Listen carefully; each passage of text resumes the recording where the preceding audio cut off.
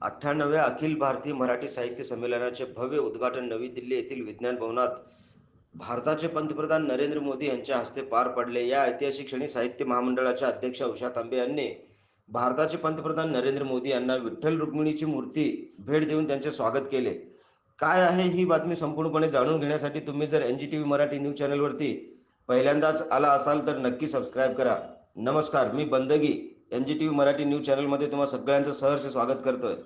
या समारंभासाठी महाराष्ट्राचे मुख्यमंत्री देवेंद्र फडणवीस, संमेलनाचे स्वागताध्यक्ष शरद पवार, केंद्रीय मंत्री नितीन गडकरी असे अनेक नामवंत साहित्य कवी, लेखक तसेच रसिक, प्रेक्षक आदी उपस्थित होते। संमेलनाच्या उद्घाटन प्रसंगी पंतप्रधान नरेंद्र मोदी यांनी मराठी साहित्याच्या समृद्ध परंपरेचा गौरव करीत मराठी भाषेच्या संवर्धनासाठी सरकारच्या वचनबद्धतेचा पुनरुच्चार केला। मुख्यमंत्री देवेंद्र फडणवीस यांनी मराठी भाषा आणि साहित्य महाराष्ट्राचे सांस्कृतिक वैभव असल्याचे सांगून सरकार साहित्यिकांसाठी विविध योजना राबवण्यास कटिबद्ध असल्याचे सांगितले। स्वागताध्यक्ष शरद पवार यांनी आपल्या भाषणात मराठी साहित्य संमेलनाच्या ऐतिहासिक प्रवासाचा आढावा घेत साहित्याच्या वाढीसाठी सर्वांनी एकत्र येण्याचे आवाहन देखील केले।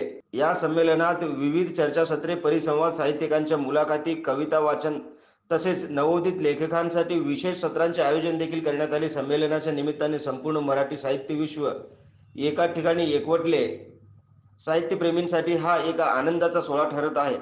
98वे अखिल भारतीय मराठी साहित्य संमेलन यशस्वी होण्यासाठी संमेलनाच्या आयोजकांनी देशभरातील साहित्य रसिक मोठ्या संख्येने या संमेलनाला उपस्थित राहिले आहेत। या बातमीविषयी आपली काय प्रतिक्रिया आहे ते आम्हाला कमेंटद्वारे कळवा।